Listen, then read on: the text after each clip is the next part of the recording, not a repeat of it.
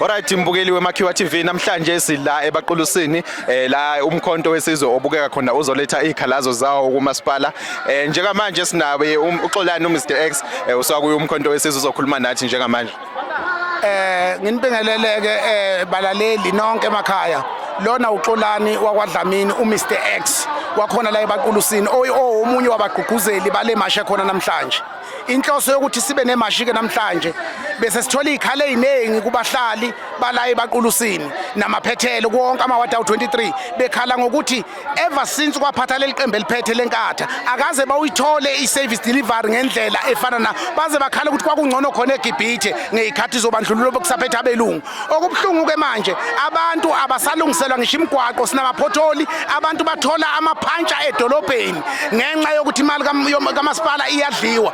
Okubhlungu futhi ukuthi ama-rates aphindaphindwe kangazi kangaka iy'tolo ziyavalwa la Friday as I speak iy'tolo ivalile abantu abasakhona ukumaintain ama-rates abantu baluza imisebenzi ngenxa yalo masipala ngoba kuthiwa kurecover iy'kweletu kamasipala esingazazi ukuthi lezo kweletu zize zibe khona nje yingoba zazenzani ngoba asikaze sibone lutho tokwenziwa umasipala.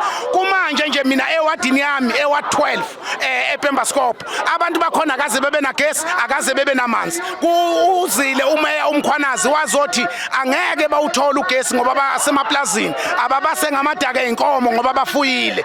Okubhlungu indlela esiphethwe ngayo inkatha abantu abasebenza abakhalisa intshala yonke ayisebenzi mawubheka labakhona abantu abasha abasebenza kodwa kusibona baseBaqulusini abazi ukuthi baqhamukaphi yilokho kuletha ienga kubahlali. Sase sithi thina njengomkhonto wesizwe ngoba siyiqembu lokuthula eligcizelelwa unqamalala ukuthi yonke into eniyenzayo niyenze ngokuthula sibe sesithi sokwenza a peaceful march salandela onke ama processes emarch yazi ya approve njengamanje sizothi emphakathini waseBaqulusini enough is enough asesikhathele iIFP njengoba beyovota nje abaqikelele ukuthengwa ngama-food parcel ngoba i-food parcel iza once off iza kanye bese uhlupheka usafarisha for the next 5 years.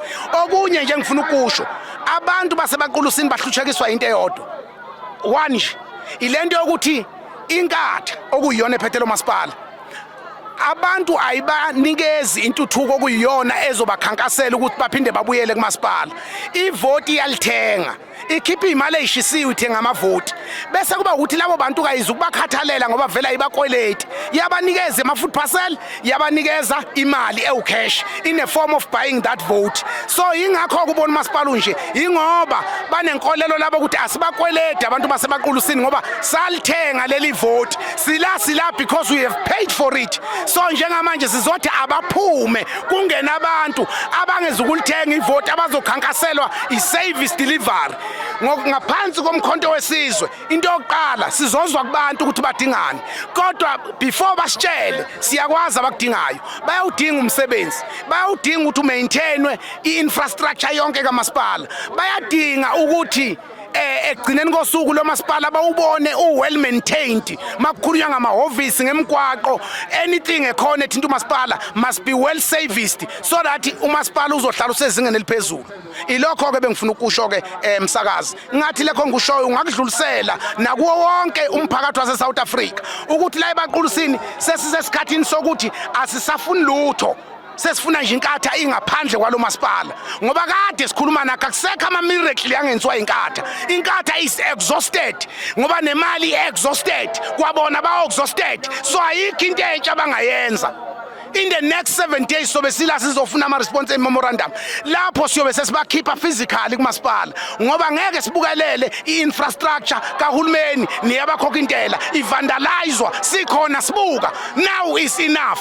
Okunye ngifuna ukusho kunenkolelo yokuthi uma uke wenza imashi emva kwalokho uyadutshulwa uma umashela liqembu bakhona sibabonile bedutshulwa angeke sazi ukuthi mhlambe kuhlangene namamashi ade bewenza kodwa emva kwamamashi kuba nobantu abadutshulwayo bafe lokho kuyaziwa. Ngisho ngabuza ingane encane kuthiwa suka kuleyo mashi ngoba sizokuswela very soon sesithi-ke sesingamane sife okhokho bethu ukukhipha uhulumeni wobandlululo kwakhosta ukuthi banikele ngey'mpilo zabo nathi namhlanje sizothi siyanikela ngey'mpilo zabo. They must kill us if they feel ukuthi izwe lizolunga ngokuthi kufe thina.